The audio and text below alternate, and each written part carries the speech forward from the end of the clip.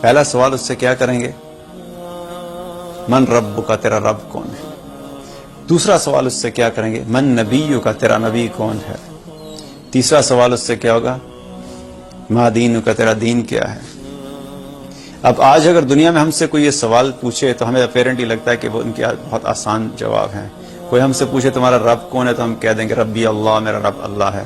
کوئی ہم سے یہ سوال پوچھے کہ تمہارا نبی کون ہے تو نبی صلی اللہ علیہ وسلم کے بارے میں بتا دیں کہ محمد رسول اللہ صلی اللہ علیہ وسلم۔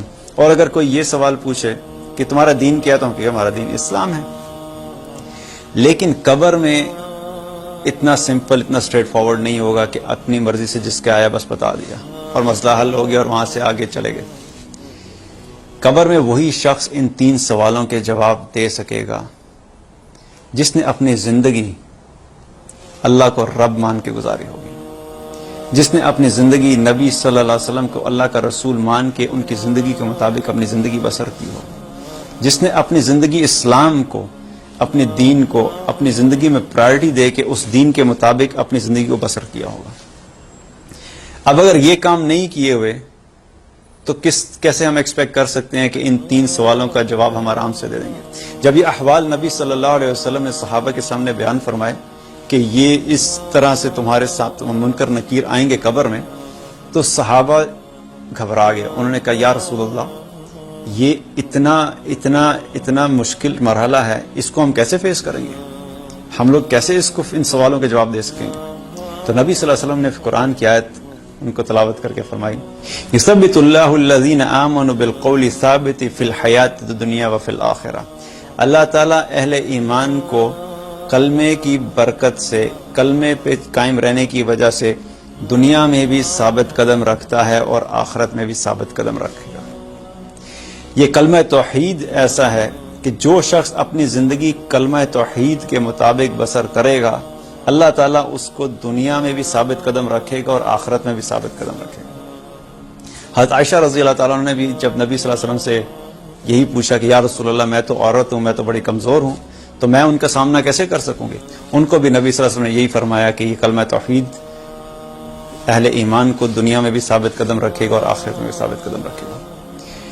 اب یہ سوالوں کا سلسلہ جب ہو جائے گا تو ایک وہ شخص ہوگا جو ان کا صحیح جواب دے دے گا اور ایک وہ ہوگا جو ناکام ہو جائے گا۔ جو شخص صحیح جواب دے دے گا، منکر نکیر اس سے چوتھا سوال بھی کریں گے۔ چوتھا سوال اس سے چوتھا سوال یہ کریں گے، ما یدریکا، کہ یہ تینوں سوالوں کا جواب تمہیں کیسے پتہ لگا؟ ما یدریکا، تمہیں کیسے معلوم ہوا کہ یہ 3 سوالوں کا جواب یہ ہوگا؟ تو اب وہ جو آگے سے جواب دے گا وہ اتنا امپورٹنٹ ہے کہ اس جواب میں ہمارے لیے اس چیز کا آنسر ہے کہ ہمیں وہ کیا چیز کر کے اس دنیا سے جانا چاہیے کہ ہم قبر میں اللہ تعالیٰ کی مدد اور اللہ تعالیٰ کی رحمت سے ثابت قدم رہ سکیں اور ان 3 سوالوں کا جواب صحیح طریقے سے دے سکیں۔ جب اس سے وہ پوچھیں گے کہ تمہیں یہ کیسے پتہ لگا، تو وہ آگے سے ان کو کیا جواب دے گا؟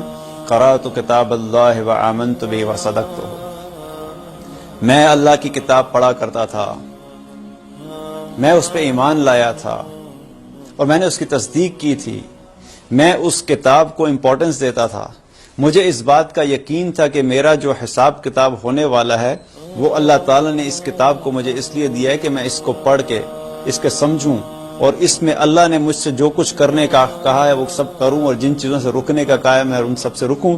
مجھے اس چیز کا یقین تھا، اس لیے میں اس کتاب کے مطابق اپنی تیاری کر کے آیا تھا۔ یہ وہ وجہ ہے کہ اس لیے مجھے آج ان 3 سوالوں کا جواب پتا ہے۔ اس میں کوئی شک نہیں کہ جب تک اللہ کی رحمت کسی انسان کے ساتھ نہیں ہوگی اس کا کوئی جواب نہیں دیتا۔ لیکن یہ وہ کام ہے جو کہ حدیث میں آتا ہے کہ وہ شخص فرمائے گا کہ میں قرآن پڑھا کرتا تھا، اس کے مطابق میں اس پہ ایمان لایا تھا، اس کی تصدیق کی تھی اور اس کے مطابق میں اپنی زندگی بسر کیا کرتا تھا، اس لیے میں آج ان سوالوں کا جواب دے سکتا۔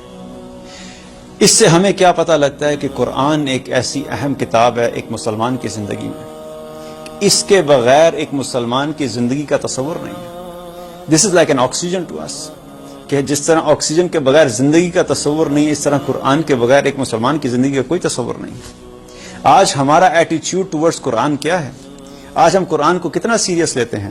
ہم دنیا کی تمام کتابیں پڑھتے ہیں، by the time we are done with our masters MBA जब हम कर चुके होते हैं तो 100 से ज्यादा किताबें पढ़ चुके होते हैं, 100 से ज्यादा किताबें पढ़ चुके हैं। फिर MBA करके आजकल तो MBA को भी कोई नहीं पूछता, तो MBA के बाद हमें शौक होता है कि हमने MS करना है, फिर हम MS करते हैं तो 100 के बाद और किताबें शुरू हो जाती हैं, फिर उस पर भी तसल्ली नहीं होती। फिर अगर हमने PhD करना है, फिर PhD करते हैं, उस पर और किताबें शुरू हो जाती हैं, फिर डबल PhD करना है। ये सारी चीजें, मैं ये नहीं कह रहा कि दुनिया की तालीम हासिल करना कोई गलत बात है। The point which I am trying to make is कि इन चीजों के ऊपर तो हम अपनी जिंदगी में फुल डेडिकेशन के साथ 100 से ज्यादा किताबें सीखने के लिए तैयार हैं, लेकिन वो किताब जो हमारे लिए कब्र में काम आएगी, वो किताब जिसके जरिए से अल्लाह ताला हमें कब्र में साबित कदम रखेगा, वो किताब जिसके जरिए से हमने वो जवाब जो कब्र में सवाल हमसे होंगे उसके जवाब हमें पता लगने हैं, उस किताब के साथ आज हम कितना सीरियस हैं, उस किताब को सीखने के मामले में हम कितना सीरियस हैं, उस किताब को हम रोजाना खोल के कितनी दफा पढ़ते हैं। दीन की बात फैलाना सदक़े जारिया है। सवाब की नीयत से वीडियो को शेयर जरूर कीजिए। जज़ाकल्लाह।